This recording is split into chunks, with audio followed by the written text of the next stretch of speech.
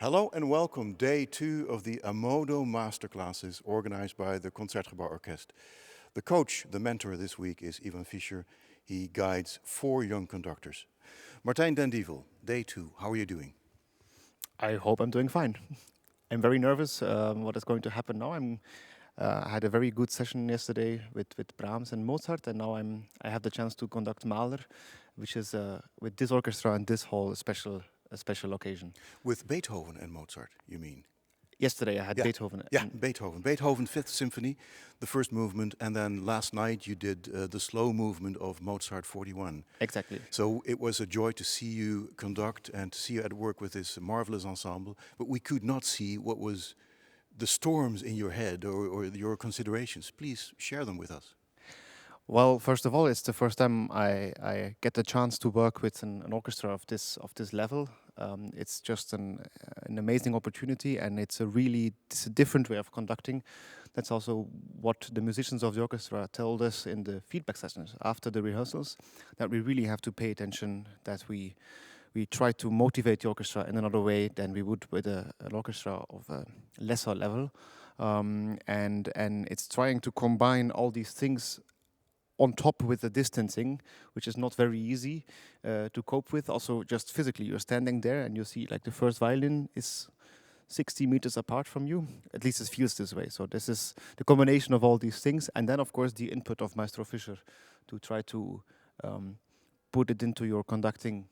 It's very intensive for the mind. For example, the French horns with their pianissimo accompaniment in the Mozart slow movement. Could you hear them well from your position there? Barely, and a little bit late. So that's also a thing you have to think about. That when you're standing this far, it will of course be a little bit later, but it might not be wrong, because maybe in the hall it blends together. So it's a challenge. Yeah. Now you have the advantage of having watched and witnessed 2 sessions with Mahler's Fourth Symphony. What have you learned about this symphony just by watching, by listening? Well, Iván Fischer is very much, his approach is very much based on the harmony. He is incredibly encouraging us to really take all the harmony changes very seriously, and that's an approach I did not look at the score that much in this way. Of course, you analyze the harmonical things, but every change is important for him, and it's the way to make a you have to set priorities. You cannot use every harmonic change to make a rubato or a color change, but you have to decide very well what is important, what is really important, and what is also important but less important, so you don't have to do it that much. And I found it very interesting to see him offer, for example, 3 different tempi to Jaume, who had the honor to start yesterday. It was very interesting to see that with like the smallest movements, the big changes that he made. So that's I'm looking forward to trying it myself. So have you made adaptations in your mind? Say, take us back to a week ago, and now this sessions, the 2 sessions you attended yesterday, and you heard changes in this Mahler movement. Have you made adaptations in your own mind, your own vision? Yes. I think it's very important that you prepare yourself very well and that you have a strong opinion, of course. But we are here on a masterclass. We're not here to do our thing only. We are here to interact with Iván and to try to incorporate what he is giving us. I mean, he conducted this piece over 20, 30, 40 times. I don't know, but he knows this piece very well. So it would be I think unwise to just keep to the same plan. We are here to experiment. We are here to try ourselves out. And maybe if we don't like it afterwards, we can still change it. But I always try to when working on a score, not to listen to too much recordings, to really stay in connection with what the composer wrote. But of course, every time you hear something, you pick up small things of everybody, every conductor, small details, small articulations, small bowings, for example, and I always try to incorporate everything I see as much as possible. I had a little chat with Iván Fischer yesterday. We'll post it on Facebook today. And he talked about the 3 sections in the orchestra: the string players, the wind players, and the percussion. You have to approach them differently according to their own even the physics, the physical approach of their instruments. Give the French horn time to breathe and inhale and so on. But you have the advantage of having studied violin, cello, string players, recorder, wind instrument, Yep. and you are a percussionist. Yep. So there you go. Well, very, very early, I wanted to be a conductor, and I went to several conductors to ask them what would be a good strategy, because I was still very young and I had a lot of options open. Too young to start conducting, but I asked them what is the good way of preparing for a conducting career. You were 11 years old, I read. That's when I first got the idea of that's what I might want to do later. And how come it entered your mind? well, my mother is a violinist and a pianist, and I always accompanied her to the concerts and rehearsals. So I saw a lot of orchestral music and conductors very early on. And this famous key moment where it made the spark, it was kind of a concert in Bruges, where I saw the first cello concerto of Shostakovich. And when the first timpani entrance came and the movement, that the conductor made a very small movement, but this had such an impact that I was like almost flashed about what is happening there. That was the moment where I loved the piece, the Shostakovich as well. And that's when this kind of interest started growing for me. And then I asked conductors what is a good thing to do. And they said, keep practicing your instruments as much as you can. And if you can, start a wind instrument as well. And I was, of course, already in the music school with the cello and the percussion. And to have a third instrument is not so easy, because the wind classes, they're full. Flute and oboe, the classes, they don't have place anymore. But for the recorder class, there was still place left. So I could play the recorder as well. And yeah, then you learn how to breathe.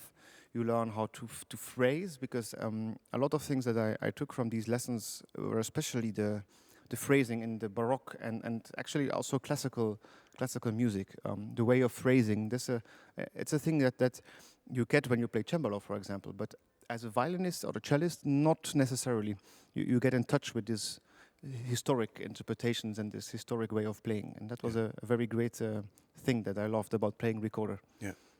It was striking that Iván Fischer, he touches his body, and it's about breathing. He touches his lungs when he points to the French horns. It's all about. It's very physical. Absolutely. Yeah. What are your dreams and ambitions? Well, big dreams, of course, are making a wonderful career. With eventually, hopefully, standing in front of this class of orchestras, but I'm not in a hurry. I try to be as conscious as possible about what I'm doing, not pushing the limits too early, because I think it's very easy to do some things too early and to burn yourself up, and then you make mistakes at places where you cannot make mistakes, and that's, I think, very important to feel where it's still appropriate to maybe make mistakes and to learn. And of course, there were a lot of smaller orchestras that are very, very friendly and very happy in building up conductors as well and growing, letting you grow.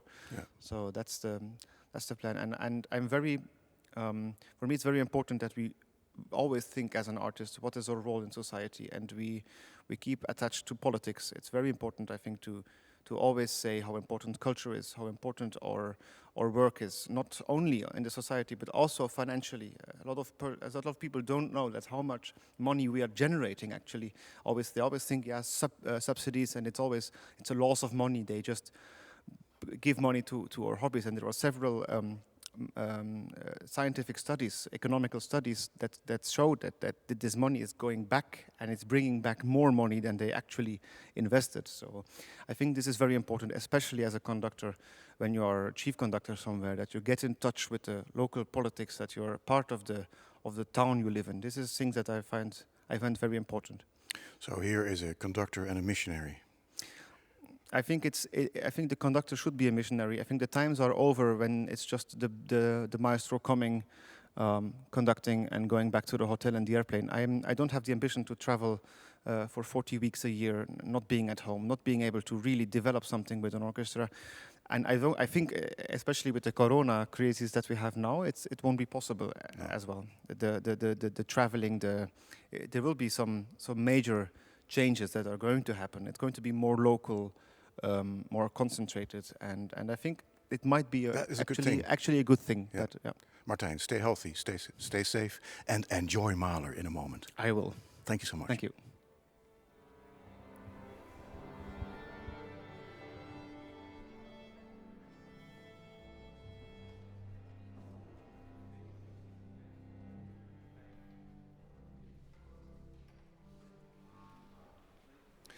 Hello and welcome at the Concertgebouw in Amsterdam for the second day of the Ammodo Masterclasses organized by the Concertgebouworkest under the supervision of Maestro Iván Fischer. Thank you so much for joining us, and thank you for the many posts showing that we are a truly global musical family, from Japan to Colombia, New Zealand to Iraq and Israel, and from Iceland to South Africa.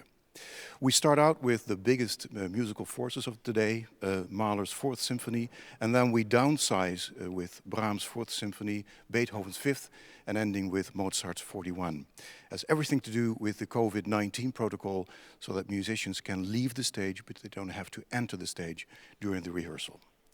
Martijn Dendievel, young Belgian conductor, will lead us in Mahler's Fourth Symphony, the third movement.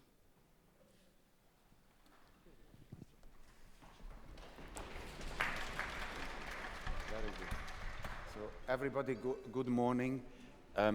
So Martijn starts. I think it would be interesting now. I was thinking it's such an artificial situation with me and disturbing you. But let's try now. Let's imagine that we have a situation here. You come here, it's the first rehearsal, and you will have a concert in 3 days.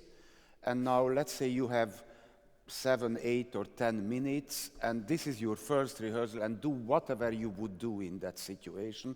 And then I'm not here, so imagine I'm not here. You are alone with the orchestra, and later I help you with what I experience. But this is, let's say, a Monday morning in a week, and you say good morning, and then let's see what you do in the first few minutes. Goedemorgen allemaal. Let's start with Mahler, please. Third movement.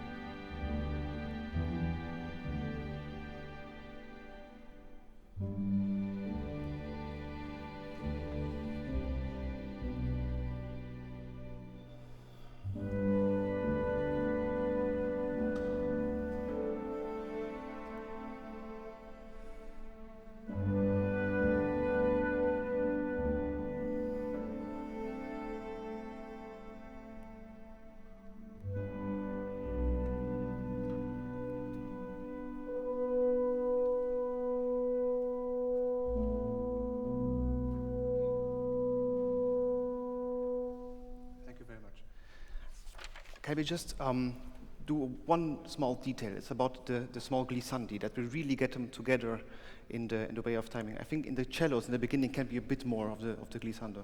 I try to show you exactly when, and then really take your time to do it. I will then wait for you, so we really get a nice connection there.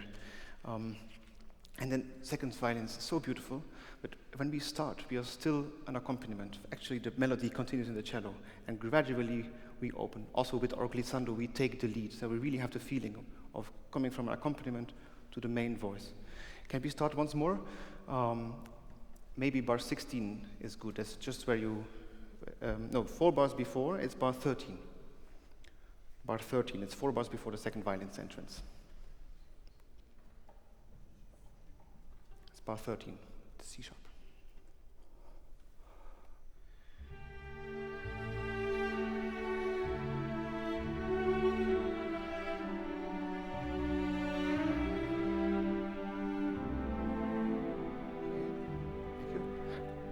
Very nice, and now without a crescendo, not so much. Just that it stays light when we go up. So it doesn't get heavy all of a sudden. Yeah?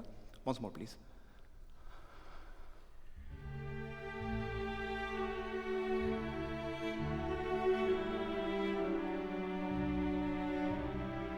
Very nice.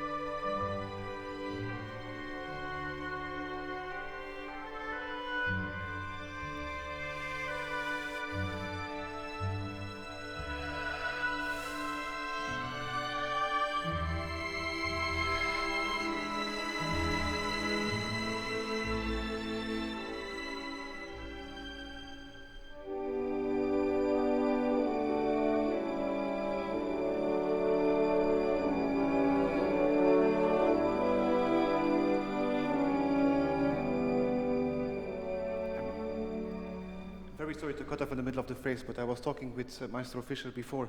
It's interesting that he writes crescendo only for the first horn and for the bassoons.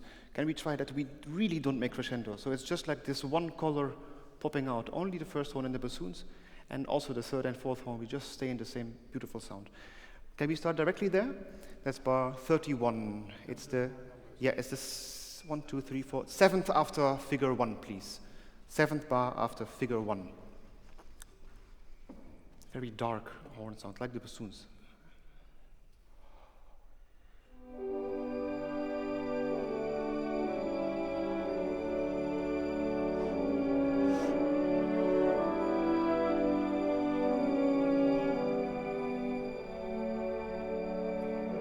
And now more second cello.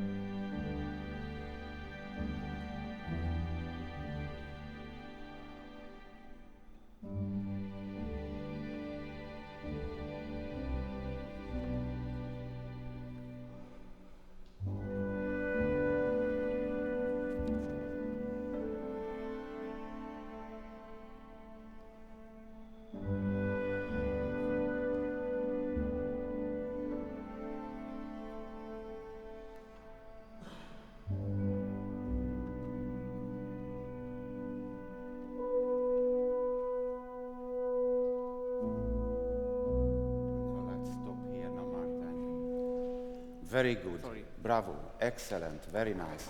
Now, let's like if it would be a video and we would reward it to the beginning. How did it go for you, these few minutes? The very first beginning? No, just these 6-7 minutes we had. What do you think? I think it went quite well. Yes, I very managed well. to have a connection. Yeah. You're happy. Okay. I tell you, there are a few very good things. Your eyes are open, you can convey the music very well, and it's just a few things which may help you. You have to imagine a little bit what the musicians have in mind when they first meet you. You see, these are people, musicians, who actually know the work probably quite well. They don't know you. When you come in and you say good morning, their first idea is, who is this guy? What is he like? This is what they think. And then you do something, and then in 2 minutes they will make a judgment. Good conductor, bad conductor, you know. It's just, this has to be very clear. Well, a few minutes, I think. You have a few minutes chance. Now, what did you do in the beginning? Now, I try to show you a little bit. Just go a little bit there. You said, good morning, let's start the movement. And then you actually waited a long time, like you focus your energy. And I had a feeling you are in a concert, not in a rehearsal. Because in the rehearsal, people want to know what kind of tempo we will have, what, basic things.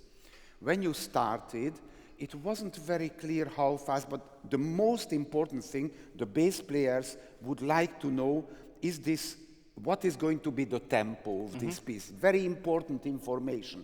So I think, let's now start the piece. The first thing to do is say good morning, so we'll start this movement. They watch, I can see their eyes, and I give them clearly the information of 1. This is it. And now they know. Then you don't need to worry about it. Give the basic information to the orchestra. Then the next thing was, you went through about 3-4 minutes, Beautiful, it was beautiful. I loved it. I mean, people played extremely beautifully. Then you stopped, and instead of saying, wow, this sounds great, you didn't express anything enthusiastic. You just said, there are a few small things I want to fix. But actually, I think you liked it. I loved it. Express it. Yes. When you are here, you had 3-4 minutes with the orchestra, and they play so beautifully. I say, just all they need is that you acknowledge. You say, okay, you interrupt, say, this is really beautiful. Thank you. Sounds great. There is one small thing I want to ask, but this first part of the sentence was missing. You understand? I understand absolutely. Okay. Then then you say there is one small thing, and then you said one small detail I want to ask, and you said 2. But that's all right. It's not a big problem. But then you said the cellos should be more, didn't you? Because you thought they were a little too introvert. Is that all right? Yes. And then you had the second idea about the second violin something, but you completely forgot the cellos and you didn't play it. Okay. So let's imagine, for example, I'm in your position. I go back in your film. We go back with a time machine now. I am you. Just show you how I would do it. So now I interrupted the orchestra. We played 3 minutes. I say, wow, wonderful, great, beautiful sound. I really love it. I want to ask the cellos to give a little more in the beginning. Shall we try? And go. Because when you ask something, you have to try. Then you let's start the beginning, please. And you say, now how much more should they give? Even more, even a little, give a little more. Yes, this is it. So, you have to go, how much the dosage. You said cellos can be a little more. Okay, and the second violin, then it's not solved. Now, let's try to do the same. We go from where you stopped. Now we get the oboe melody. And you have again 3-4 minutes. You just work, you can interrupt, say anything, rehearsal situation. The trick is imagine the mind of the musicians. Yes. Put yourself with empathy into their minds. Okay, thank you. Number 2, please.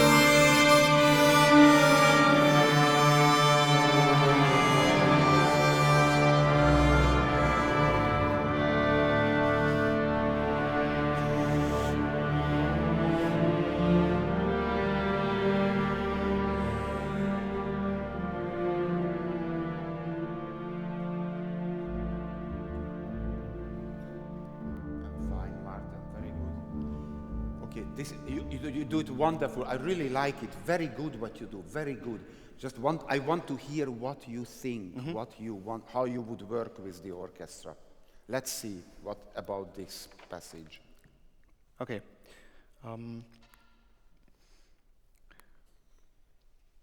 I liked it very much. Thank you so much.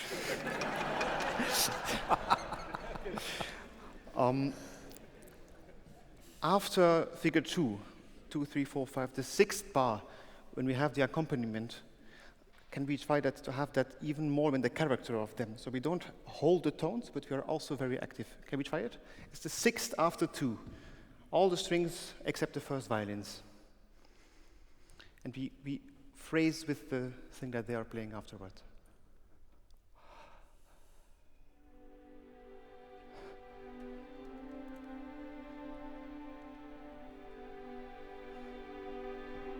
Yes, wunderbar. Yeah, it's this small echo of the theme which is coming back. That's this changement to the C can be exactly like this. It's beautiful. Let's start once more from number 2, please. And Iván, can be a bit more of these small, klagend, really suffering. Yeah. Number 2, please.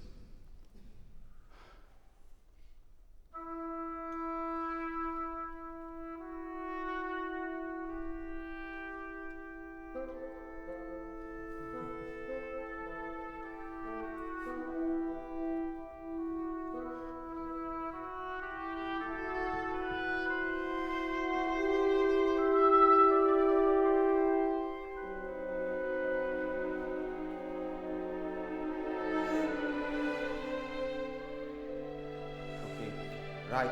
Now let's just let me interrupt for a second. What did you want him to do? Is the oboe solo? Yes. What was your purpose? A bit more of the mezza di voce that is there. And was it?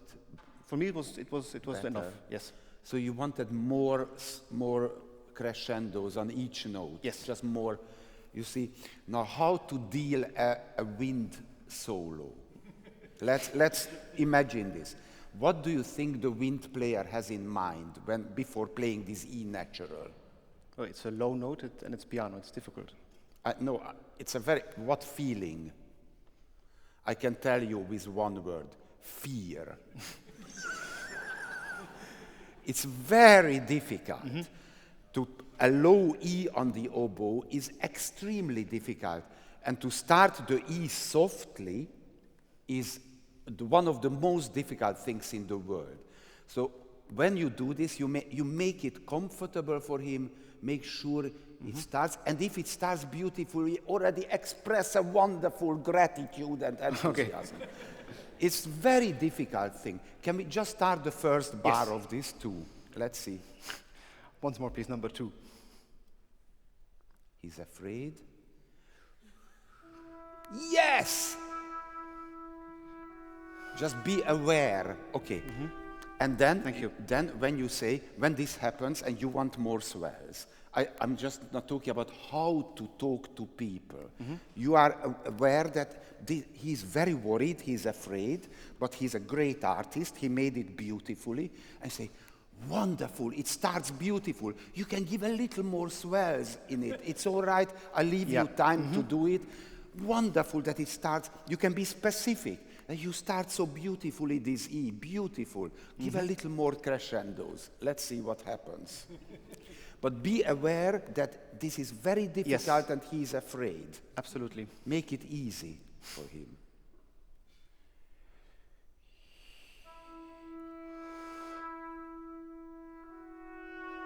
Yes, express somehow your face should say happy, happy, happy. For me, it's difficult because the music is so sad, and you look. No, but this is a rehearsal. Yes, you know? You're right. And thank you. And at this moment, you just want. The most important thing is get the orchestra out of fear. Is the most important thing of a rehearsal. Yes, absolutely. Shall I try once more? Yes, just start it. Let's see.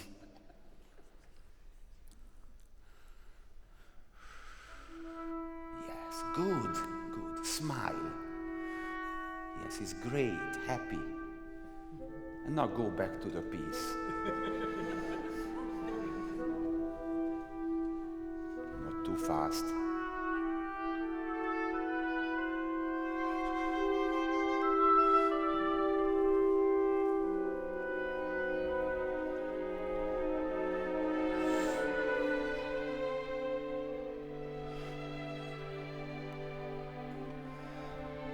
Okay, thank you, Martijn. Now, I don't want to repeat it now. One more thing. What we are working now is how to behave in a rehearsal situation. You should be a little more aware of what is difficult and not rehearse the parts which are easy, but which are difficult, not for you, but for the musicians. Because it gives them a second chance to practice the difficult passage.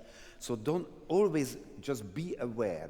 There were a few things which went wrong, a very few, but you should notice them and give them a chance to do it once more. Yes. And don't do anything which is not necessary. I mean, don't let them play. Shall I point out a few things which went? Please.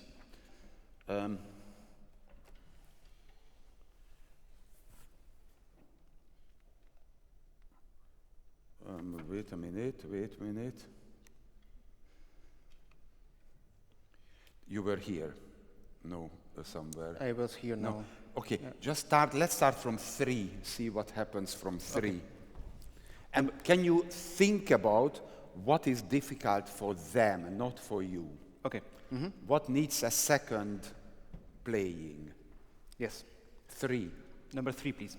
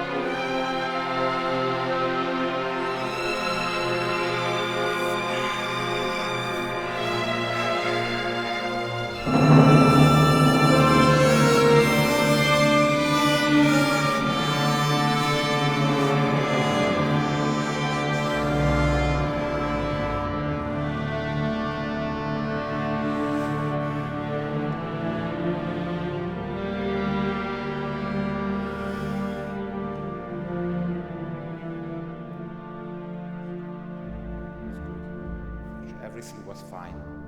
I continue? Can continue. Everything was okay now.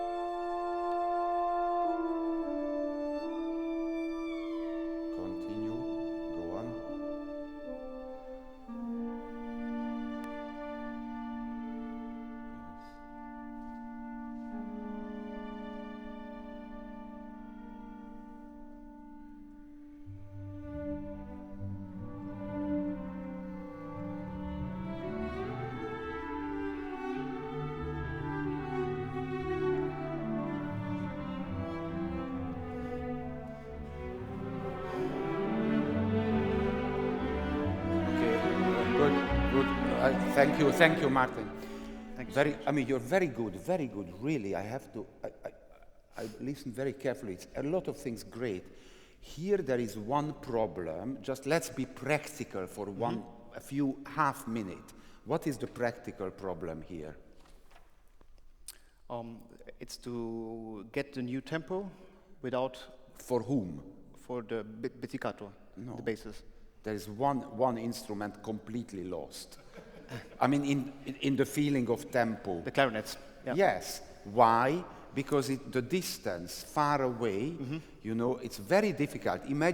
Always put yourself in the mind. Imagine you play the clarinet, you play Yes. you play this music, you don't really hear. You hear a cloud from the strings, you hear... Yeah. I know. You have no idea of the sound. And his eyes are like a periscope, you know, like what does the conductor beat? Okay. I mean, you have to help the clarinet. That's all now. Let's see how you can do it. Okay. It's 4, isn't 4? Thank you. Maybe better to start 2 before 4. Yes. Yeah? 2 bars before 4, please. Thank you.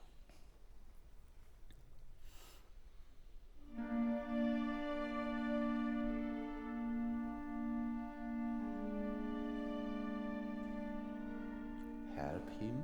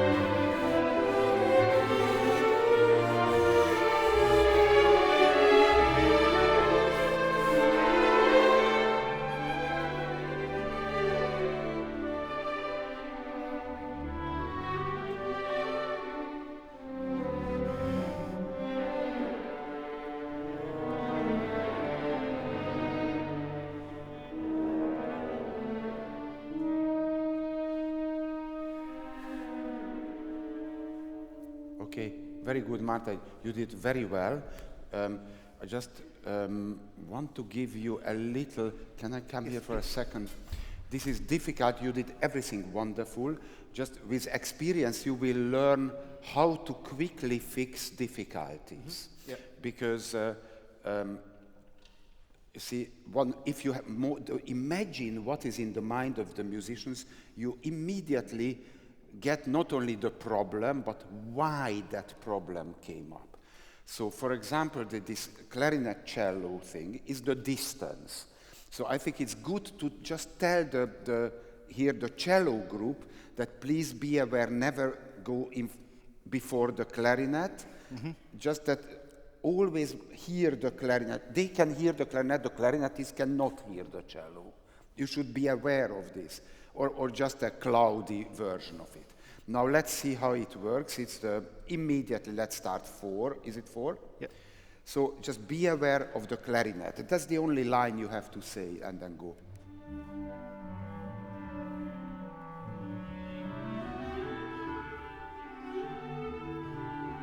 Here it slows down. And then you can say that it started great, and then it slows down a little bit, and then we try again, and then go.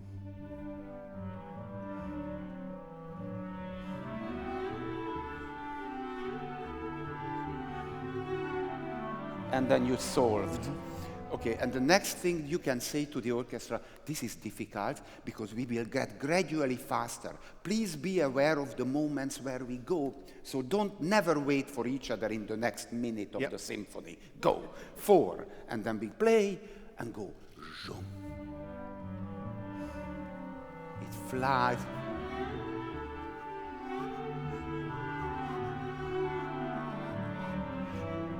And then get, and make them feel that it moves. Okay.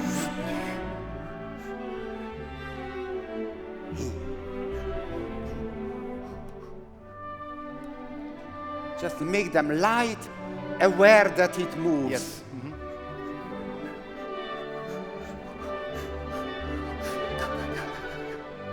Never wait for each other. Go.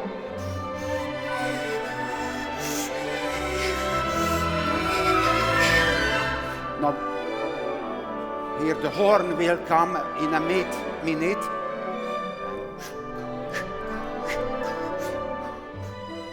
Watch the horn. This is fine. And now you help him. Yes. And then so on. So it's just, see, if you are aware of what is difficult for them, it will help you what you should rehearse. Great, Martijn. Thank you. Bravo. Thank you so much. You did this very beautifully. Thank you. Thank you. Thank you. Now we get to the Brahms, I think. I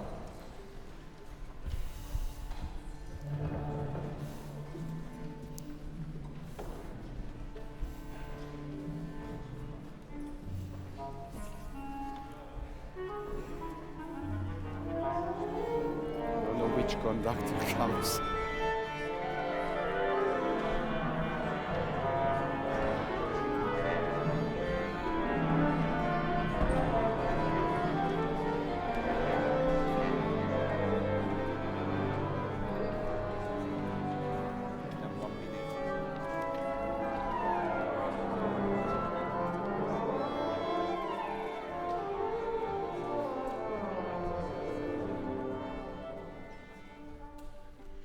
So we will do the same. So you have a few minutes, and this is a first rehearsal. Let's imagine this situation. Not a concert, it's a first rehearsal. It's good if you say something or be aware that people want to know, who are you? This is, and then it's good if you give us some information about you. Good morning. Yes, that's already great. Let's start with Brahms, please.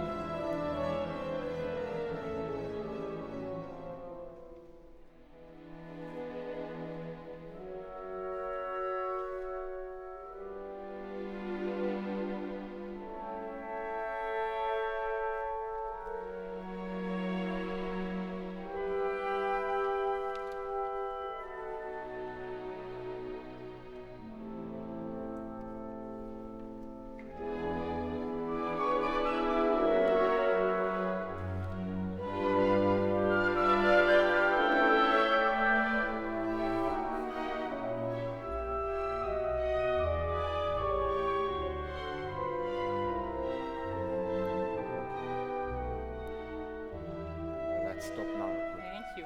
Just do Thank you something. very much. I liked it very much. And yeah, I especially like the great connection we had now in the end. Let's do it once more from the beginning with a very noble character.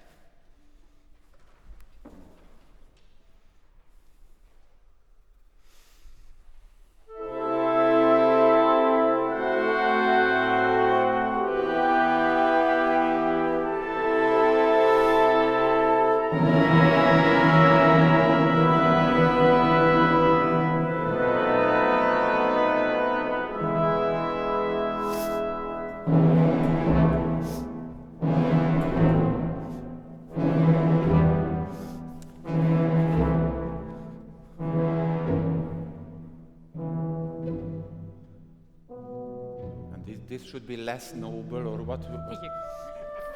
Yes. Yeah, but then Yes. somehow make it clear. Yes. Okay. Good. Yes. So let's go on at bar number 9, and so every variation should have its own character, but I would like us to always remain with a theme, which means we can have a little bit more violin one in the beginning, and then viola in the 8 before A. First viola. Thank you. Yeah. That we always, the theme is always somewhere, so let's keep it in mind with the 8-bar phrasing. Bar number 9, sorry.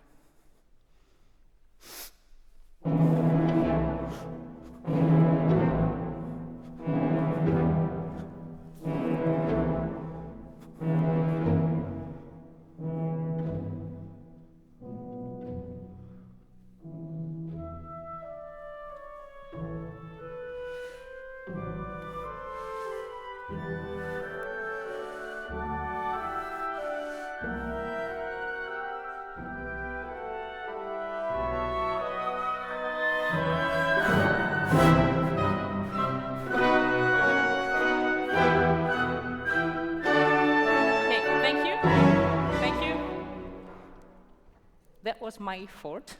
May we try again from 3 before A and get to a little bit more joyful at A. 3 before A, please.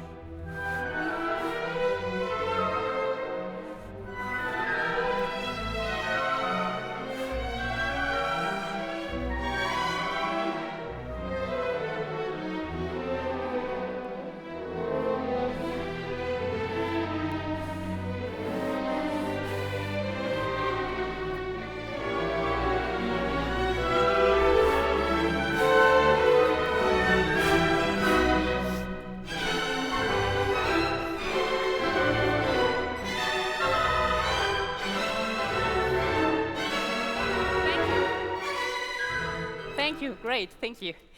At this place, winds at sea. Please feel more like interrupting the strings. We go forward. Thank you. Let's do B. This is 8 before B, please. And violin 2 and viola, be aware that 4 before C, we play together with an oboe and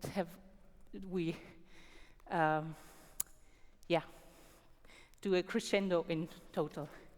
A crescendo every bar 4 before C. You will see that. This is 8 before C, please. 8 before C. I'm sorry, I was 8 before C. 8 before C. C like Corinna. Go.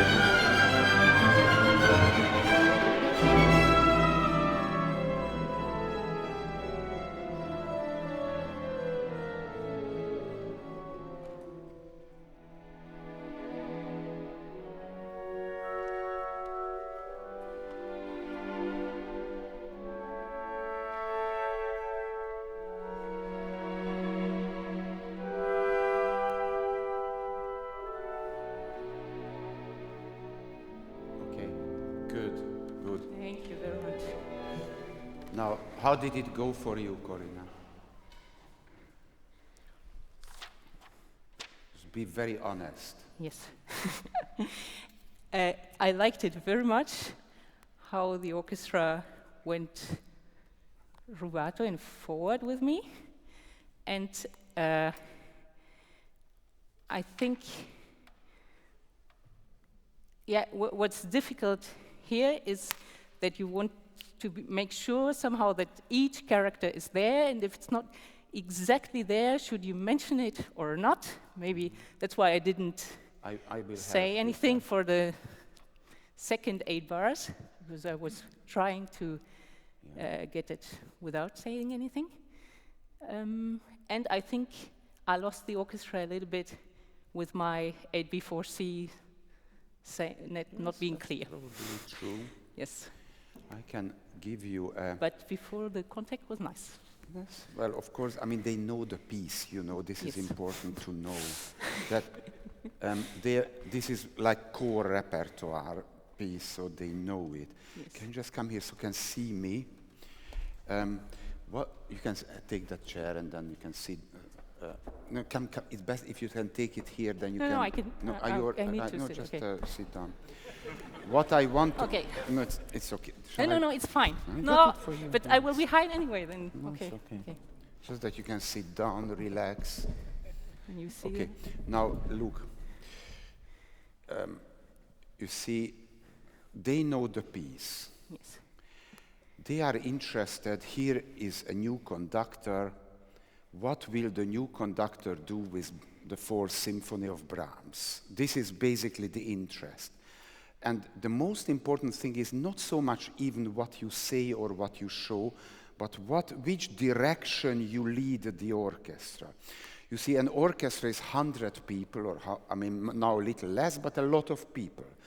One of them is a little more passionate type of personality. The other one is a cooler, rational one. The next person is very moderate. The other person is gets easily angry. There are all kinds of personalities here, and your job is to make it one personality. You are the guardian of unity. You have to create the personality, how everybody will play. Now, this can go in different directions. So, for example, I imagine now 3, 4 different conductors, and I will play the first minute of how we... Let's say a conductor comes in who says, please, everybody, let's make this piece very passionate, please, because it has to be so colorful, and I want each variation different, one of them extremely calm, the other one like outburst of anger. So let's make it very different. Good, let's try. Okay, here we go, first one.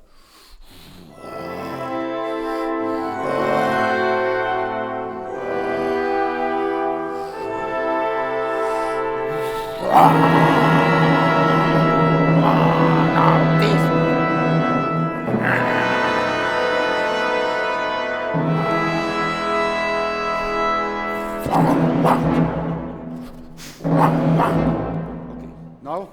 Now the orchestra knows which direction they go. Other conductor walks in.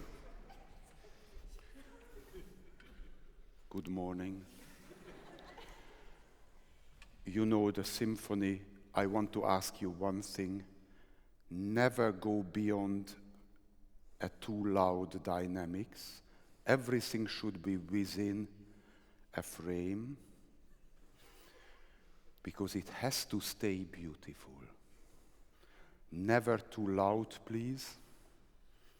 Never too extreme. Thank you.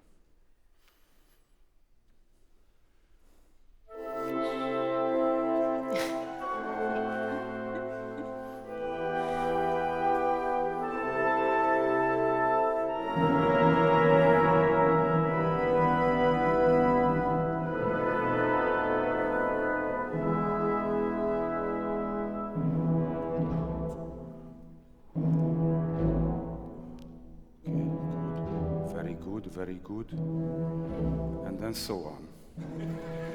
See, the orchestra knows where they are. Next conductor comes in, okay?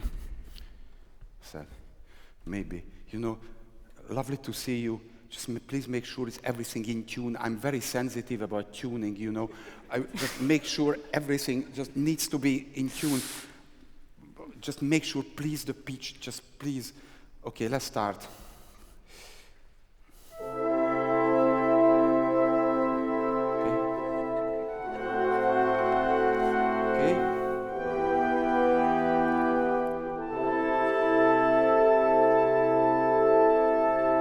Good. Okay, and so on, And what so was mean? What I mean, the orchestra needs to know which direction you go with this symphony, because you can emphasize this or that, or maybe another one would say, what I find so beautiful in this piece, that each variation's last bar leads to the next one in character. Let's make that point, please, very clear. Now let's start with bar 9, with the first one. So we go like one, and go, and just get the focus on the last bar.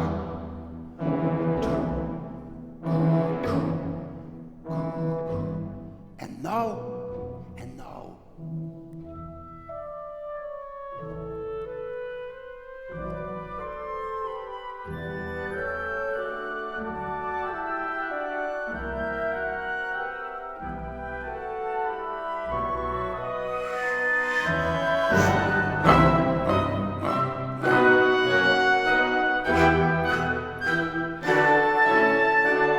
Now, careful.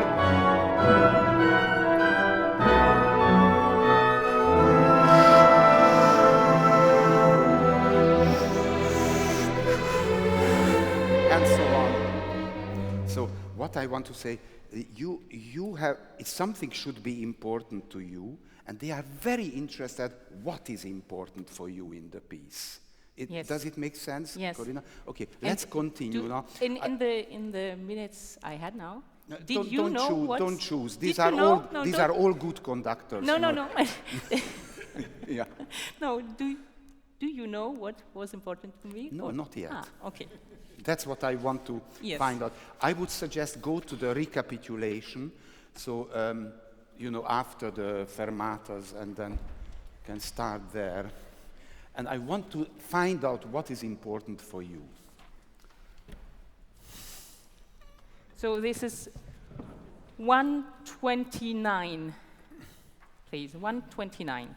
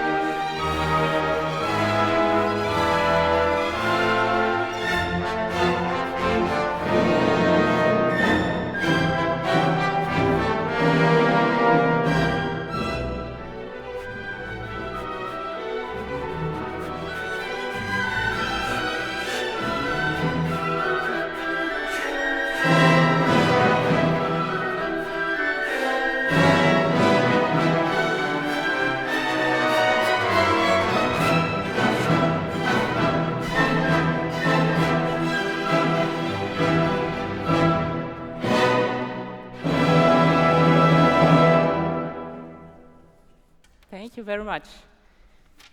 And now? Yes, okay. Yeah, it was a...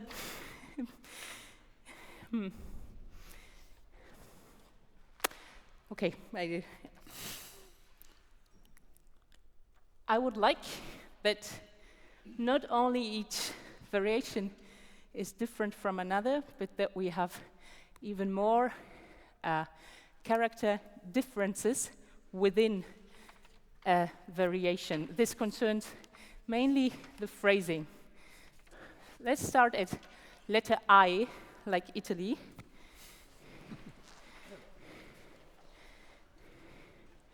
And we have very often phrases of 2 plus 2 plus 4. And I would like us to link this more, these, especially the 4 last ones.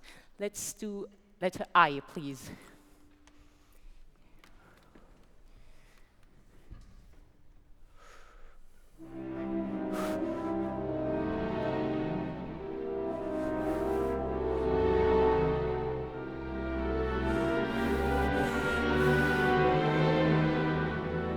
Okay, thank you. I was too swimmy. Once more. Not good? Yeah, okay. Let's try again.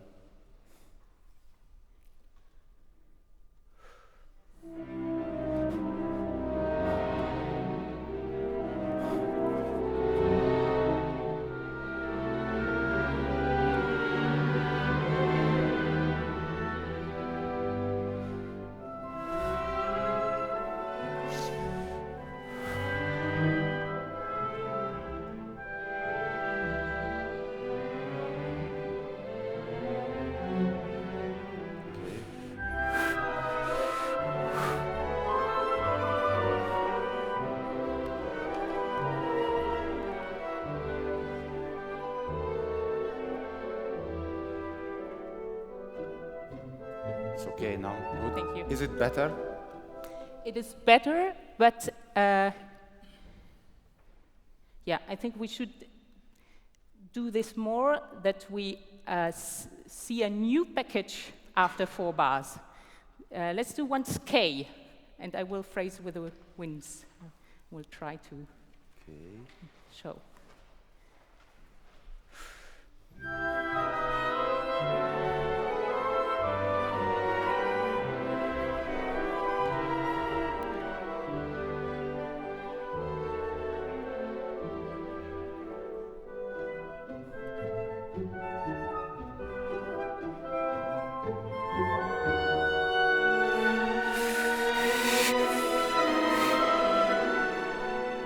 Thank you. Thanks. Yes, thank you. That's good. Fine, Corinna. Did you get a little bit what you wanted? Yes, more. Yes, it wasn't a big difference, but it's still there. Yes. Thank you. Yes. Wonderful. Thank you. Thanks very much. Thank you very much. Thanks, very good. Now we get to Beethoven. It was a fantasy problem.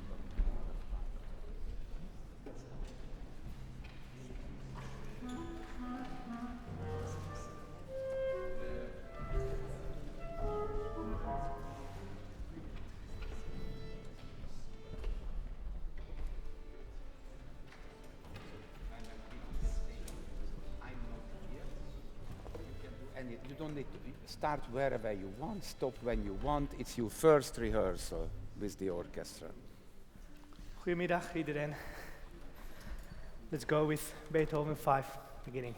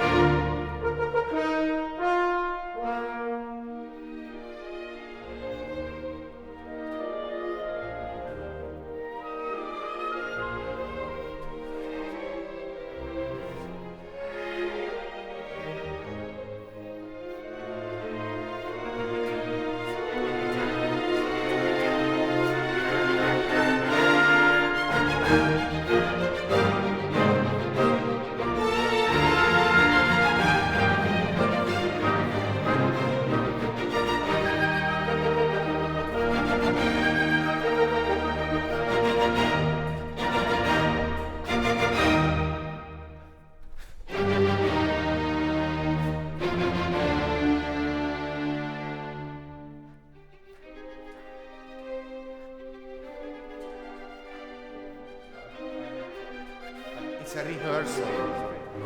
So you know, because it's a rehearsal, never ever repeat something without, without saying something or showing something, because they now played it once. What is the point of playing it again in a rehearsal? Well, because the beginning didn't went, just to clarify that I'm going to do the little format and then start. Yes, I thought it was yes, maybe but a good that's idea. already clear now. Okay. And now why should 100 people play this again? Definitely not. I mean, just do something. This is a rehearsal. Great, fantastic. So it's clear now that I would like to do this little fermata and wait before the entrance of the second violins every time. And let's do one more time the same thing from the beginning. Let's try to focus the sound a little bit more. Let's go for the short articulation, though even less volume is fine, but really focus on the articulation and the rhythm. One more time, please.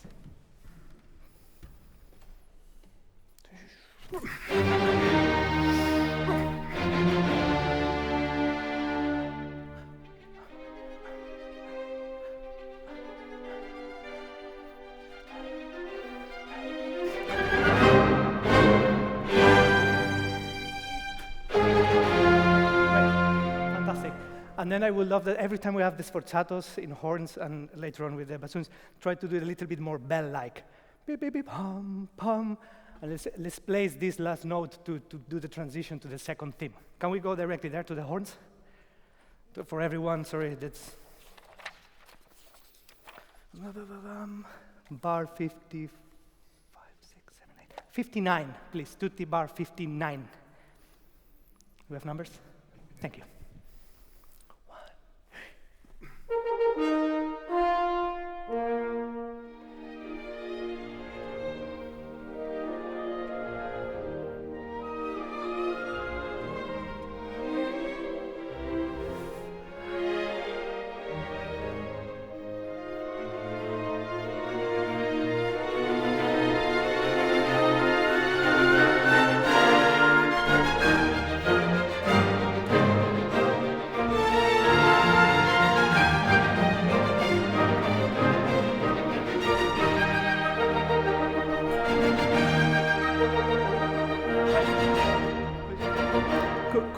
Could we keep in this line with the winds even a little bit more direction?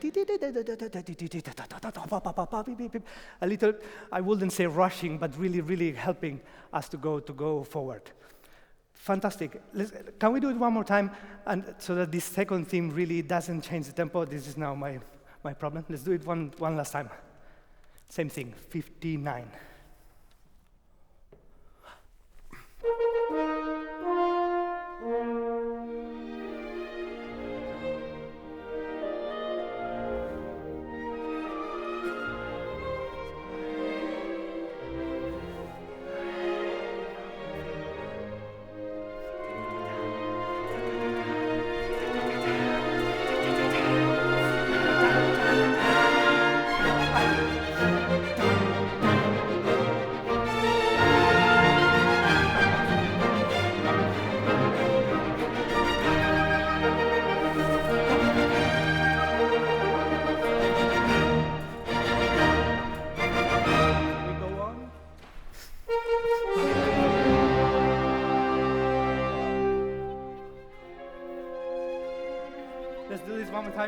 Sorry.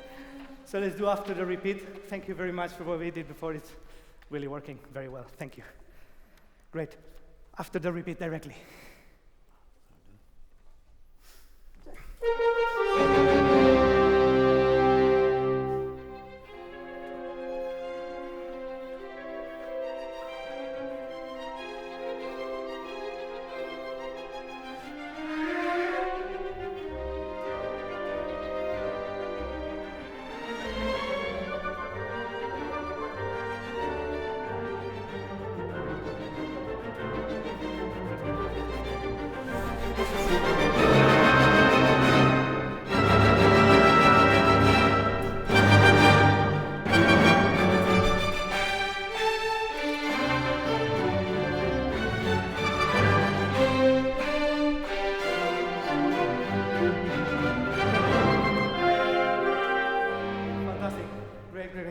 Can we also exaggerate this bell thing for our sforzato with violin? Putting the sound a little bit away, not for cello afterwards. We should a little bit more muscle-like. Do you mind if we do this second time, one more time after the repeat? Actually, no, let's go letter B, please. Letter B, that was fine. It sounds amazing. Letter B. 1.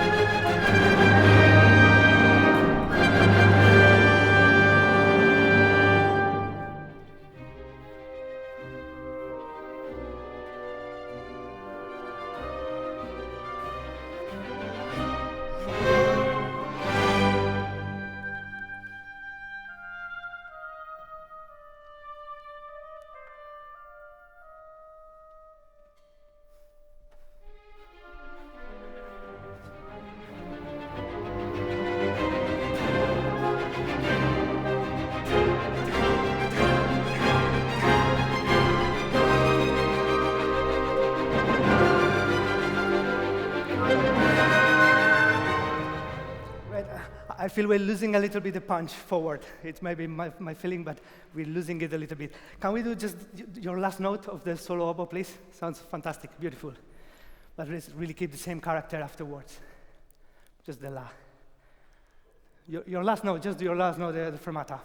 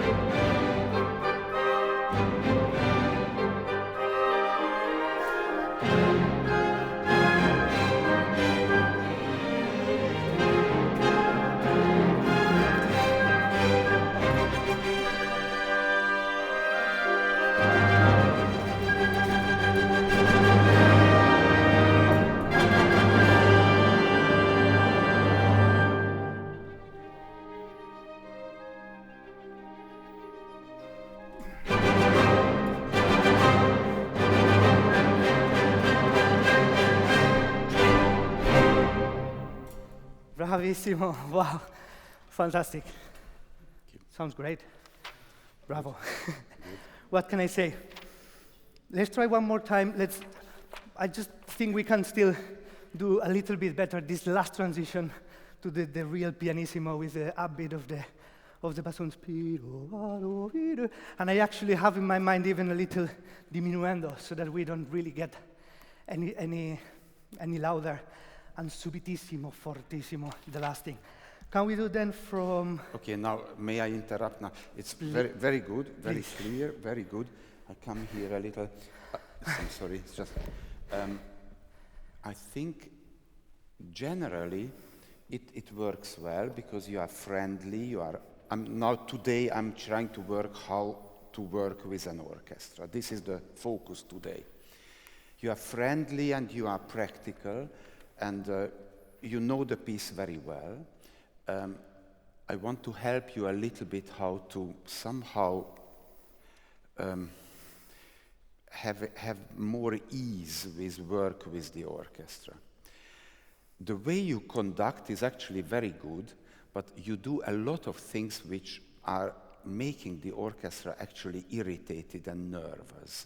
Like, I show you how you, can I just show you how you, for very simple things, like how you stop them.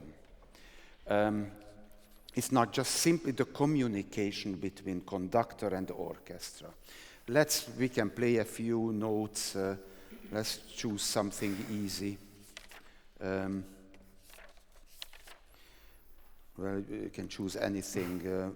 There is this letter D, isn't it? D, and after D, 1, 2, 3, 4, 5, 6, 7, 8, 9, 10, 11 we can start. So the bassoon arrival note is the A, what is it? 11 after D. Just so we play a few bars, just says 1. Okay, now look. And now I want to say something. There is a nervousness in the way you behave, and it's very difficult, because imagine people play beautiful melody, suddenly somebody goes, no, it's just not nice for them, you know. Let's do it once more, let's just see how it feels, like. Thank you. I just want to say one thing, and then there is a nervous something, the way, and let's see what you could do. You see, God, and say, thank you, calm them down, and say what you want to say. It just makes the nerves, the nervous system of the musicians better. And then, you know, it's better. Now, another thing, how you behave here on this space, what is available to you.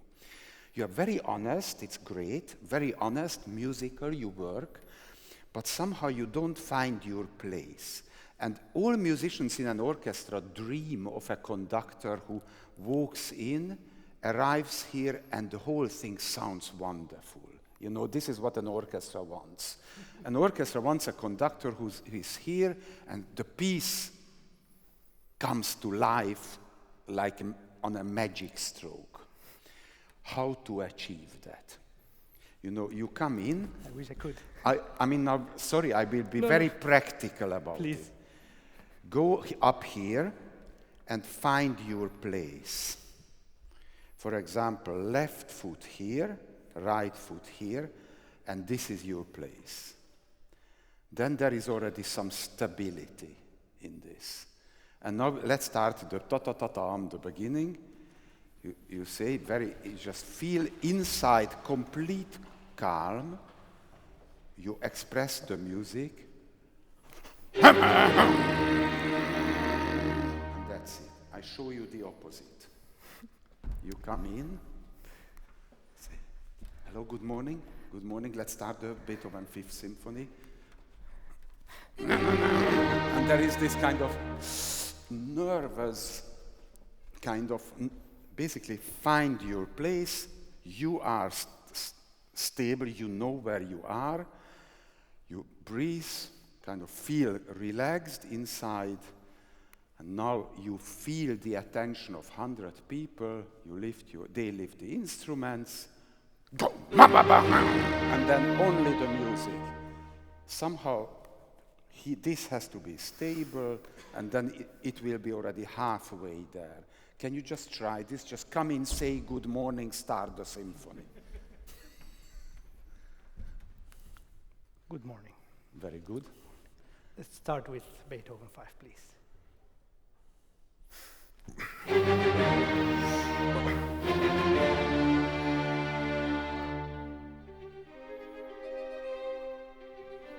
It's better, better, better, better. Thank you very much. You know, somehow your balance goes over to the nerves of the musicians, and their balance will be, you know, you actually radiate an inner harmony. And by radiating this inner harmony, they will play better. Absolutely. So actually, you should be honest and alive. However, always, you still go from weight 1 foot, 1, 2, middle, zack, and now work. Try it. Let's try. Do you mind we do it one more time? Thank you.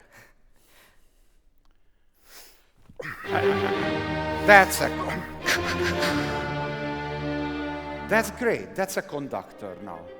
I think it's good. Do you feel it? I feel good, absolutely. Because it just feels you are there, and it makes a huge difference. And now another thing. You were very friendly and very nice to the musicians, which I'm absolutely happy about. But what does the music express? What is the main character of this music? What is it? It's just... What? Give me words like... I will not say grumpy, but something energically dark. Yes, but it's dark. I would say it's a tragedy. It's a C minor symphony. It's actually a dark, tragic start, isn't it? So in the moment when you make music, you can stop this kind of light, friendly behavior, because otherwise you are not in harmony with the music. Can I just show you this? Because if somebody comes in grumpy, says, "Good morning, okay, let's start." Ba, ba, ba, ba. It's not nice. So it's all right to be friendly. You come in and you say, "Good morning, we'll start the 5th Symphony of Beethoven." You are still friendly. In the moment when you start, you should get your personality to the mood of the music. Say, "So can we please start?" You see, what is not good is you say, "Can we please start?" Yes. Because you are not in harmony with the music, you know. So this polite friendliness is up to the moment when you start the tragic music. Do you understand? Absolutely, absolutely. Because that has to be honest. Okay, I don't know, but do we have time? I don't. Yes, we still, okay, yes, no, just try one thing. You can keep working a little bit, stand completely still on balanced. It will help you. Absolutely. Okay, thank you very much for that. Thanks. So I think we could go one more time to the, after the repeat and try to Find your place. especially exaggerate every time we have this legato crescendo, first time viola, cello, that we really exaggerate it to the top and then subito pianissimo and still very articulated. Let's try to find out this, and also that we don't Find get your hanged out. place. Good. And then we go after the repeat.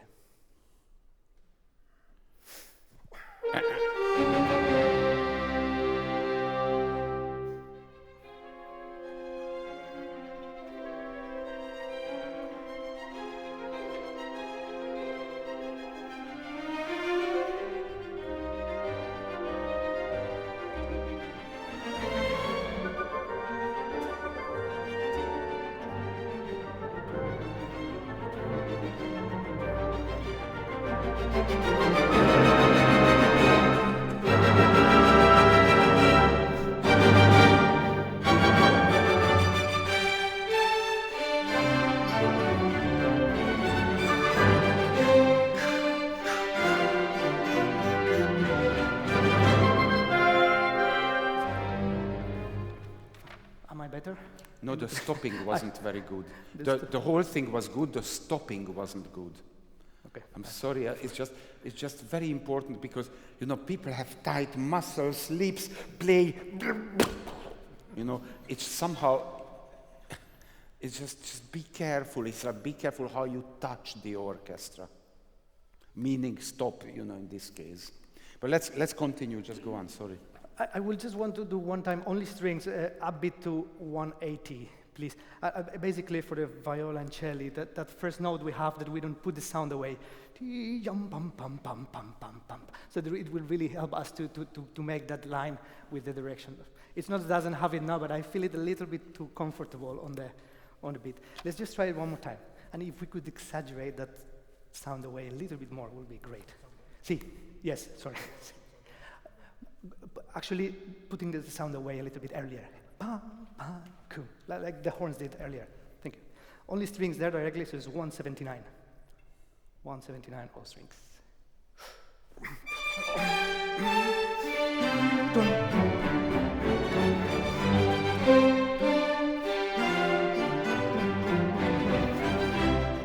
Great. And actually, I would avoid a little bit less articulation at the first note, so that we can give the protagonism to the carrots. Thank you very much. Can we try with everyone one more time? Letter B, please. Thank you. Okay, go on.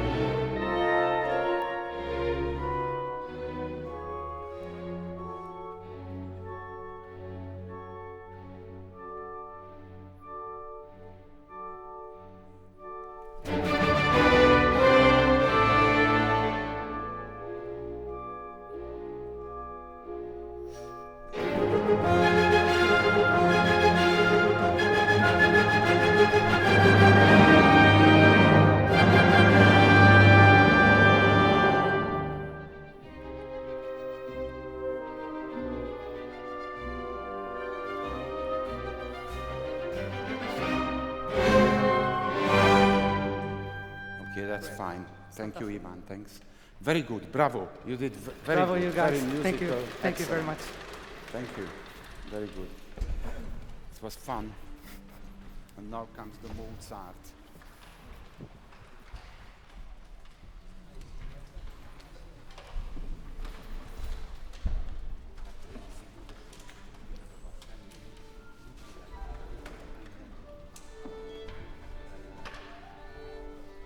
And it's a rehearsal.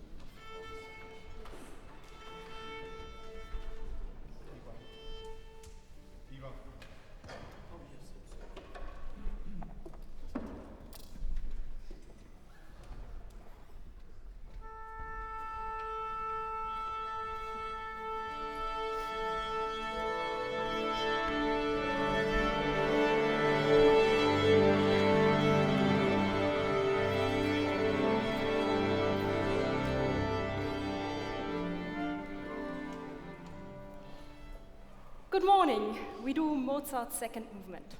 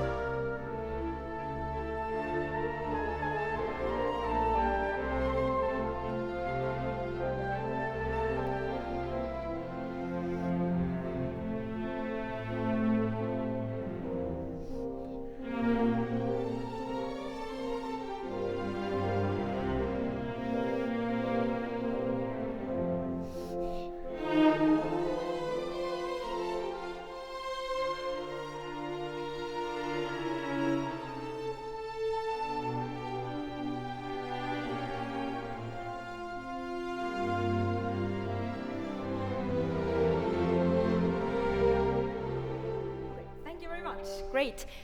Let's go from the beginning. The first two bars are one gesture totally separate from bar 3 and 4, and then again totally separate. So we have time in those breaks.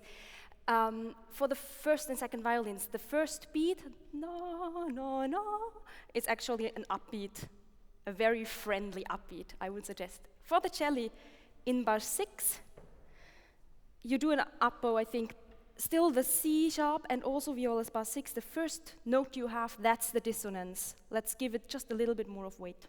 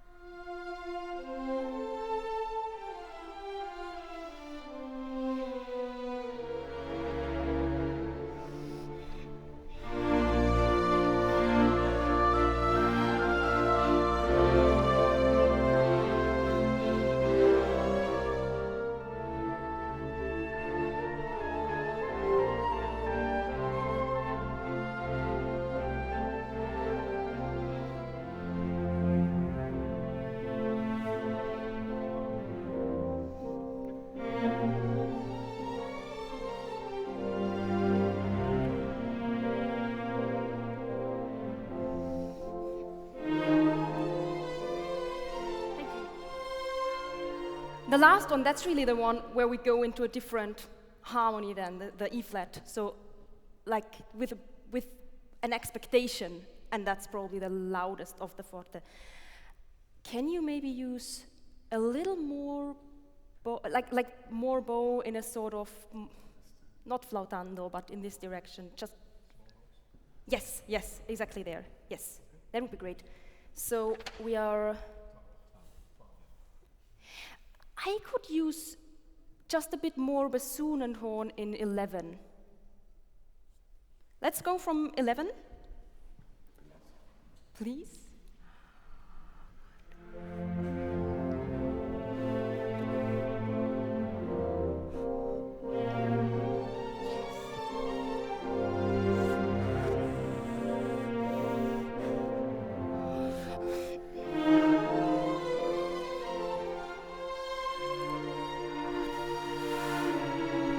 The third beat.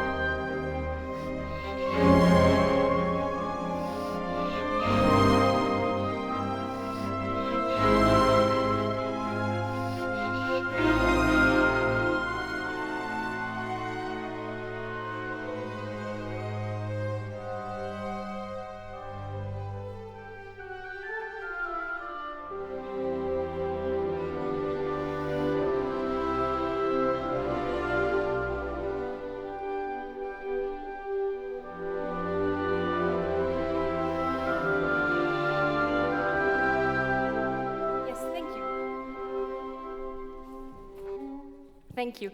At this place, from 28, in the winds, I hear you very late right now. Please, a bit earlier, and we go very much to the second bar, which is against your line, kind of, but still for everyone, that would be very good. Can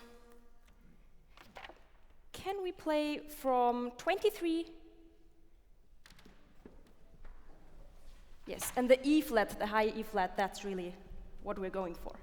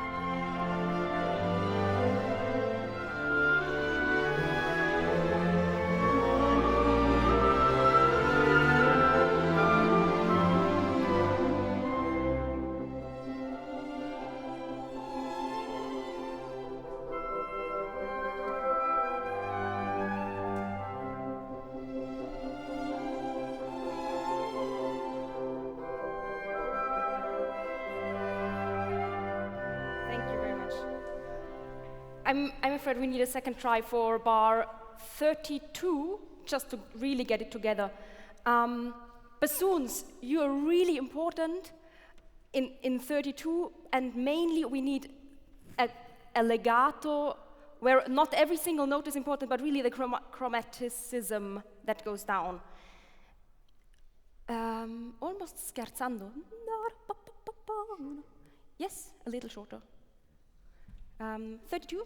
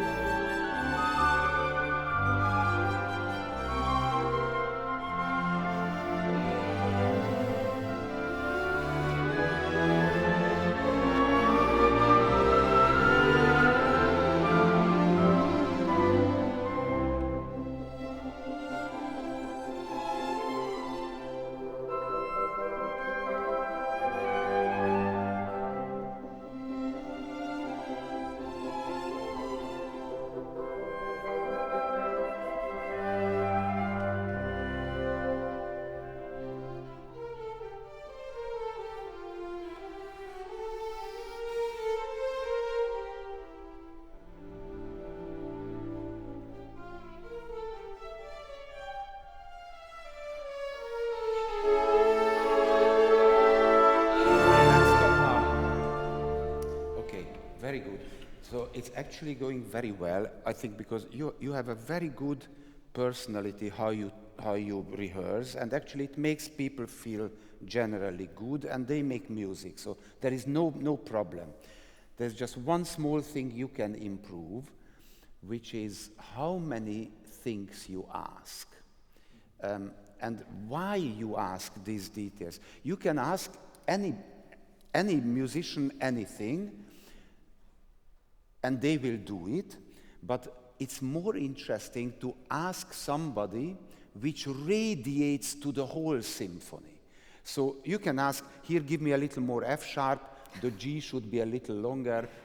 You can say 5 little, there is a joke with the Vienna Philharmonic have this joke about the 4 coffees. Do you know that?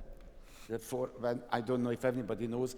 It's like the waiter comes to the table and one says, can I please have a macchiato, but not too much milk in it, just a little less than usual. Okay, and I would like a very strong espresso. It's nothing strong espresso. Third one says that, well, give me a long, like a real American, put a tiny bit milk in it. Third one says, I want a little Wiener melange. Waiter goes to the kitchen, 4 coffees, please.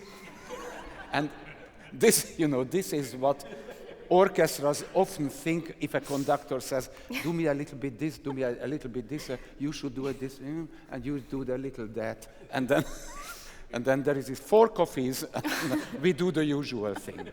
So now how to solve this is, I think it's for the first 10 years in the future, ask one thing. Then later maybe 2, but 1. Because if you ask one thing of the orchestra and you say, I would like this, like that, and you clear, let's start, then everybody will, for example, you said bassoons are very important here. It was very interesting. If I'm a cellist, for example, I'm interested in that. Okay, let's hear that.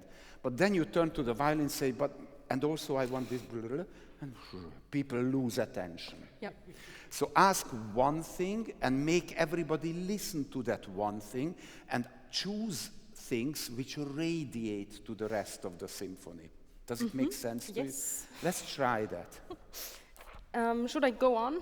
Yes, you can go on. The second part of the... Yes, maybe 2 bars before the double bar. Yes, good. This is bar 43. And then before you ask this thing, make sure you know clearly what you want to ask them, make it clear, and then start.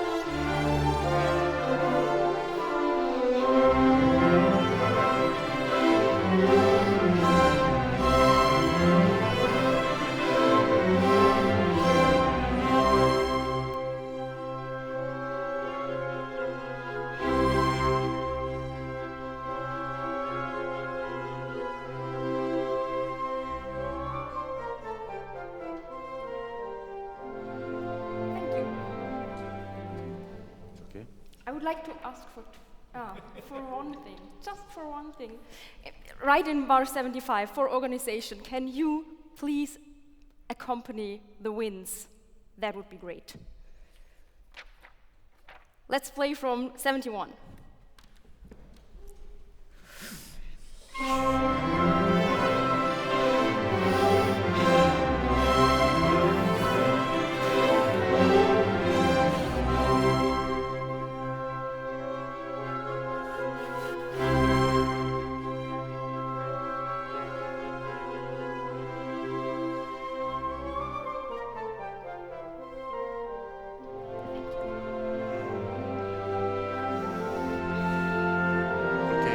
Thank you.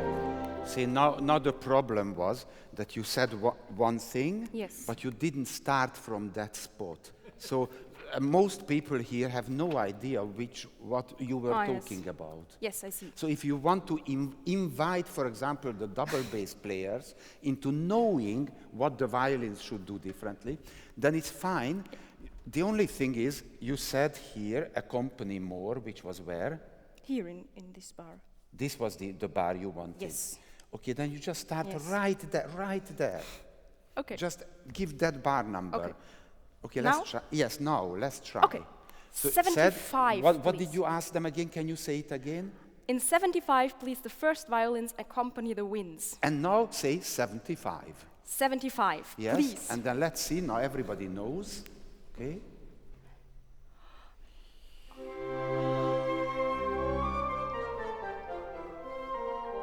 Yes, good.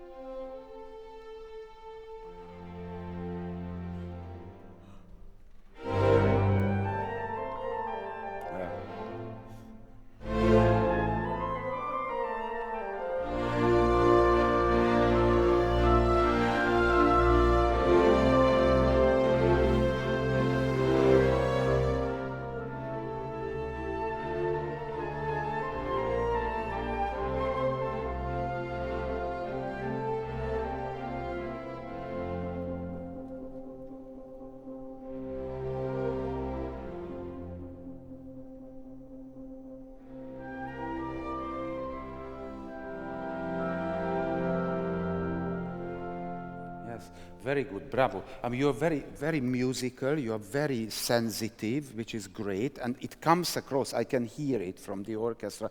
Sometimes you make strange musical choices. Like, I want to point out one thing. If this is, what is this, 87? Mm-hmm. Okay, could we play 87, please?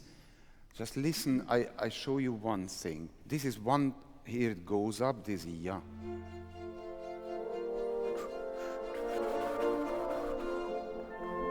Cadence.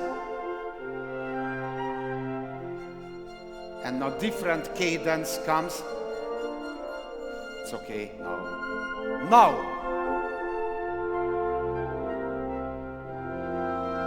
Yes, and here, because here the flute does a different type of cadence, which is bigger intervals, yes. And you just went through it, mm-hmm. And then you made a huge ritenuto for the next. Mm-hmm. just do these few bars again. Just try to feel what would be a good taste for you. Just start there. 87, please. Please, everybody, make sure the melody is not too slow, because then it gets a little difficult for the rhythm.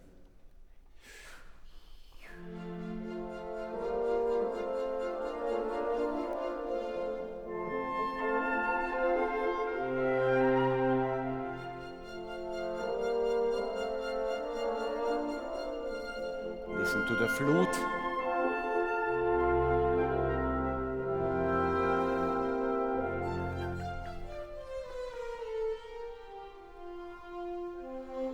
It's better, I think. Good.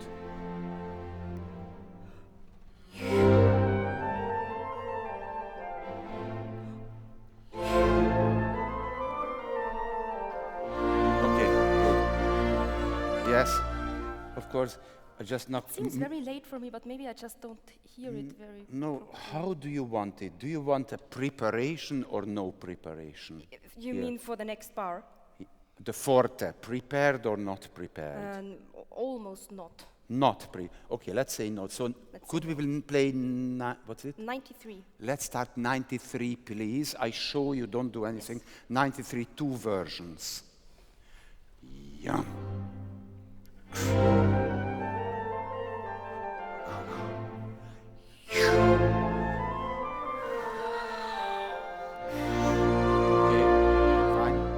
Another one, same starting. 1. Yeah.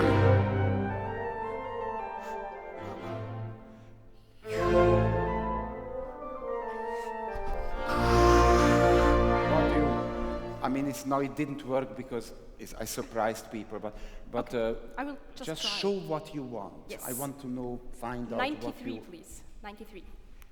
Yeah.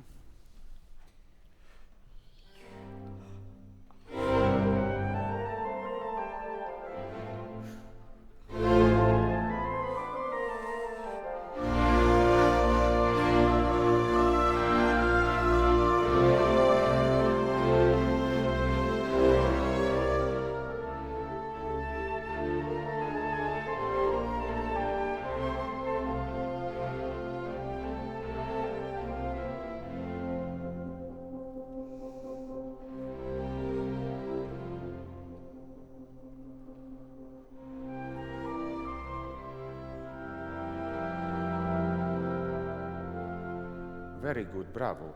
It's very nice, very musical, it's fine. Okay, are the other conductors here now? I don't know where are you, all the 3 others? Are they, you're all up there, so you hear.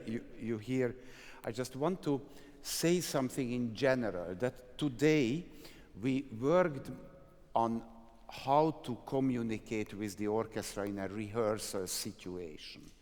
And I hope you picked up a few ideas, maybe one or the other. Everybody is different. It's very interesting to observe you. Like Katharina, for example, she also moves a lot on the stage, but she has an inner harmony which somehow makes the orchestra very calm. I mean, it's the personality which comes across. And it's very important how you feel, how you communicate, but the most important thing is empathy. Imagine what is inside the musician.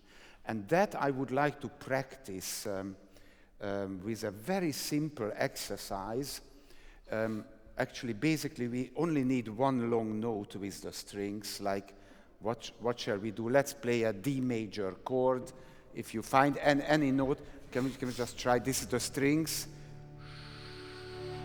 This is it, okay? So basically, what I'm interested in is how to start. Now just let's play one long note, like a mezzo forte note. Okay. And could we do the same with the wind instruments? Any note in a D major chord. That's it, okay.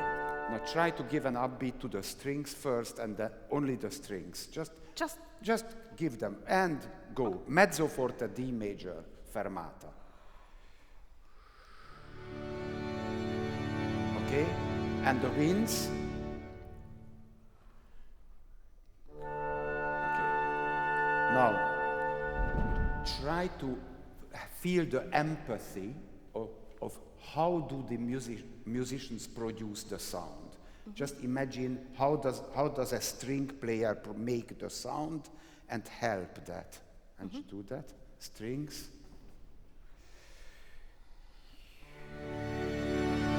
Yes, okay. And the wind. Okay. It's not bad, but I find it too similar. The thing is, a string player, here's the violin. Let's see if it's a violin. Here's the bow. There is a lifting of the arm, isn't it? Lift. At a certain point, the string has to be touched. Then the arm goes like this, and then there is the sound. When actually it's, for example, many string quartets, when they play, they don't do it in tempo. I mean, just somebody starts, pim. Can you do it once with me? And now imagine we are chamber music, not an orchestra. This is natural. You basically do the same what they do. Let's do it again, the string. But this wouldn't work with them because what do they do? Imagine lips, tongue, breathing, and do the same with the wind now. Shall I start the wind? Where you do it without can you put your arms away and just start? Yeah, don't move your head up and down. Just imagine that you are an oboe player, for example, and just do it. Start an oboe. No, it doesn't work. It's not so difficult.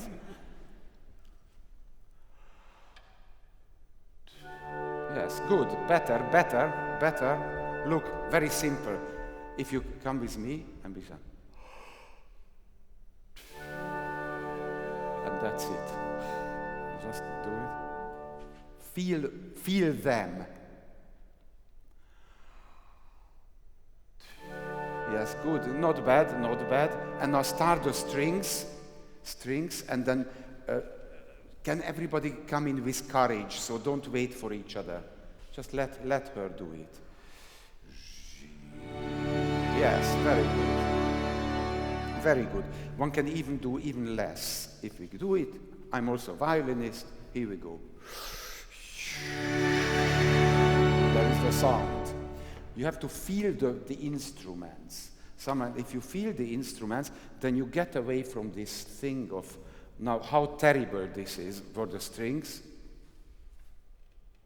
Yeah, I mean, it's not a string instrument, it's a ridiculous stick here. I mean, this is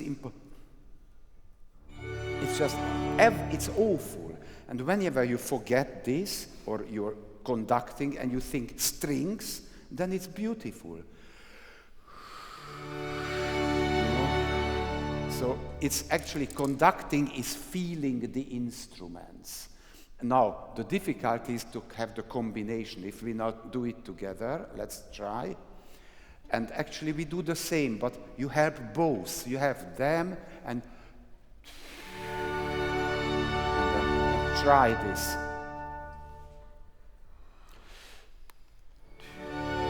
Yes. Okay, good. Use your tongue. Put your tongue in the position, release the tongue with the wind. Yes, good. Very good, bravo, excellent. Anybody else wants to try this? They can come down. Let them do it. It's important, very important. Let him do it. It's okay. It's okay. Come, just. Hold your breath. Yeah. Very good. Okay. Perfect. Can you just come here and then nobody feels nervous. Okay. Jaume. Do strings, winds, and then together. Okay. It's good after a run. Very good. Okay. not good. Because now you do kind of, it's not a string movement.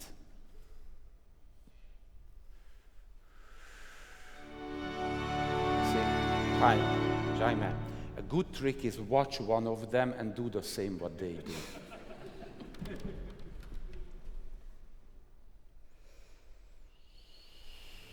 Yes, better. Just watch, and you know, they don't move so huge. It's just do exactly what the wrists do. Yes. Now let's try a forte note with the strings, forte, the same. No. But they don't need this thing. Let's do a forte note, one with me. You do what they do. I want you to feel the instruments.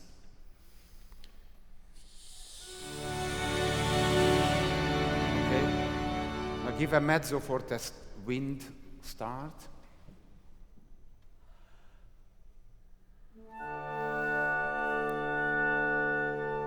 Can you breathe through your nose, not your mouth? Okay.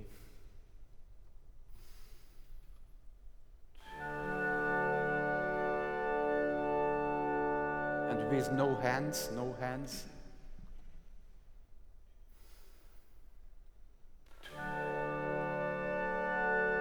Okay, thank you.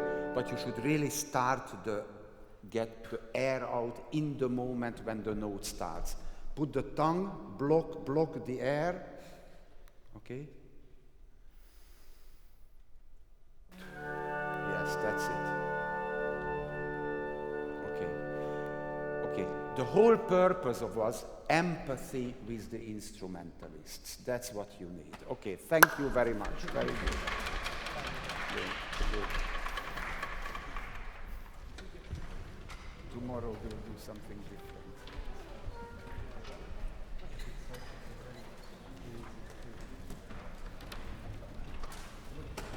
And so we traveled in a short time from Mozart's Final Symphony, number 41, to breathing and empathy and string playing.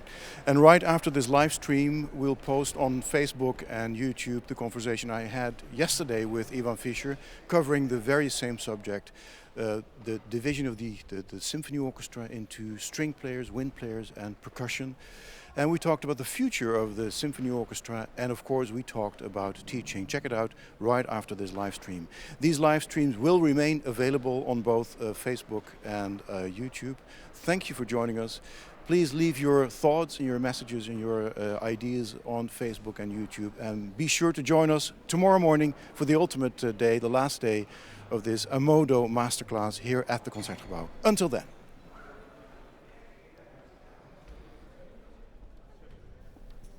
Iván Fischer, have you done this before, teaching? Not really. I don't remember a master class. I have assistants.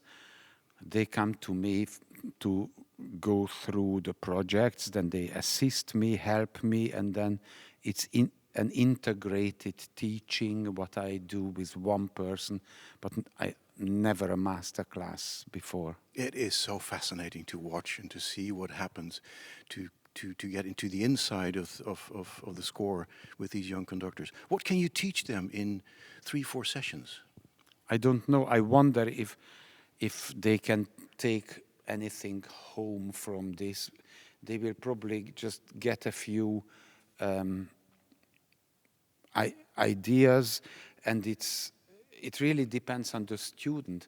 You know, actually, I don't think teaching is the important thing. Learning is more important.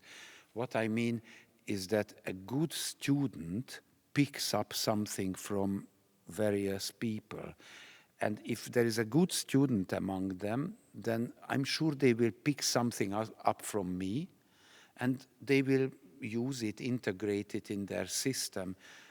But it's really up to them to make it useful. Yeah. I was wondering while watching what's happening during these sessions, maybe it's a naive question, but how do you become a conductor? I mean, I can understand piano, practicing, or oboe, or whatever, percussion. But you need this ensemble in order to become a conductor. But that's impossible for a student. And I think it's very dangerous also, because you see, there are 100 musicians, and if a conductor conducts them who is not a great musician, then it's for the orchestra. It's terrible. It's a terrible thing to follow somebody who has nothing to offer. So one needs absolutely a filtering system to make sure that the good conductors emerge from many people who want to become a conductor. And unfortunately, it doesn't show easily. It's not like when you play the piano, you hit wrong notes, so people see you can't play the piano. With conducting, it's a little more difficult to find out. So one needs an absolute strict filtering system.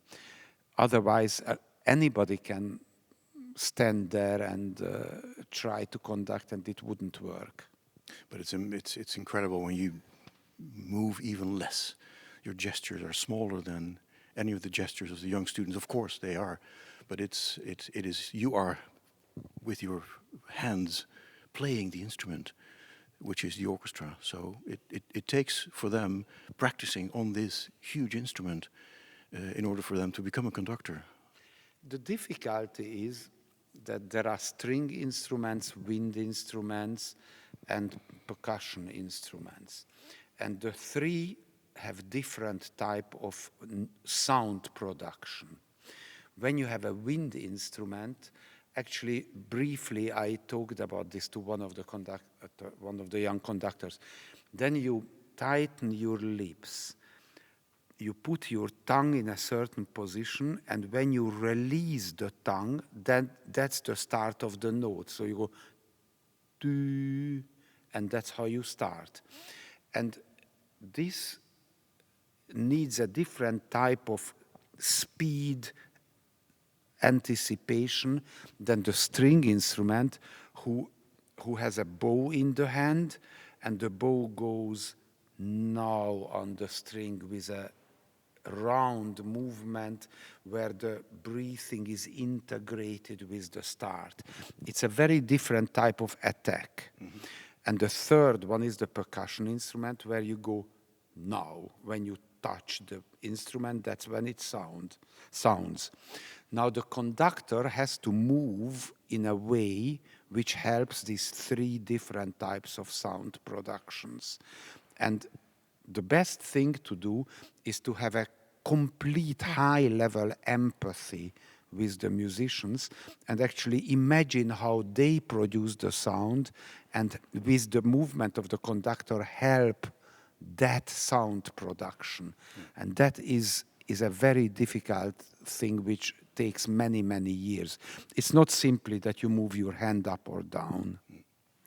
What were you as a student? A string player? I was basically a cellist. I graduated as a cellist, but I also learned piano. First I learned violin before the cello, and later I studied a little horn because I wanted to understand the nature of the horn playing, but not really seriously. I only wanted to know what these people are doing. Just for empathy's sake. And I also took singing lessons. Yeah. So I really wanted to, for me it was very important to find out what I conduct. I mean, what type of physical sound production. And it was extremely helpful to me. Who was your most important teacher? Hans Swarovski? Well, you know, officially I went to the school of Hans Swarovski, but his main focus was analyzing the scores, understanding the compositions. Then I went to study with Nicolas Harnoncourt, and for him the main important focus again was that he wanted to demonstrate that music is a communication tool, that composers have a message which we listeners should understand. So these people had two very strong ideas what they were concentrating on. And then I learned a lot from Leonard Bernstein, who was a genius, an unbelievable musical talent, and a very intuitive, natural, but highly intellectual person. I mean, he was an all-round genius. Absolutely, yeah. And composer as well. Yes. That's what you do as well. Yes, because it's somehow one thing. You know, I was actually thinking, it may sound very naive, but if you put a program together, you already compose, because you compose a program. If you write notes yourself, you think in a similar way, like this is now something on the paper, what should come next? And in a concert program, you think in a similar way. Yeah. But in a sense, being aware of the percussionists, the string players, the wind players, and being able to compose music, that helps as well. I think actually all conductors should do all these activities. Yeah. How do you view the future of the symphony orchestra? I mean, you are teaching a new generation. Where are they in 20, 30, 40 years? Is there a future for the symphony orchestra? I have a very radical idea about it, and probably it is different than most colleagues I have. I personally think that the symphony orchestras should reform themselves, that the structure of a symphony orchestra is beautiful, I love it, but it's a little rigid. And for example, the composure is very much the same as a score of Richard Strauss or Mahler. You have the number of wind players, the number of brass, the number of string groups. It's basically a score as people 100 years ago composed. I have to admit, a few percussion instruments were added in the generation of Messiaen, but not later. So where are the modern instruments? Where are the electric guitars? Where are the synthesizers? Where are the keyboards? You know, what the young people find as instruments of their generations. So it keeps the symphony orchestra in a strange type of museum. And if we want to develop and not die out, and now I'm talking about what will happen in 50 or 100 years or 200 years, I think a symphony orchestra must open up and become more a pool of musicians who can make music in all styles and all combinations. But there we go again. It's up to the composers as well to write, to compose, to create new pieces with new boundaries and go beyond new boundaries as far as instrumentation goes as well. It's true, but of course at the moment there are orchestras. Orchestras give commissions to composers. And the composer is asked to compose a piece for a Richard Strauss orchestration. Yeah. And most composers do it because this is the task. But if you really ask the composers deep down, what are the musical instrument combinations they would love to compose for, I suspect that it's not exactly the symphony orchestra. It may be other instruments in combination with our instruments. It will be quite exciting to watch and see. Iván Fischer, so great joy that you are with us this week, and even though it's maybe your first time in a masterclass situation, it is wonderful to witness. Thank you so much for being with us. Thank you very much. Iván Fischer, thank you. Goodbye.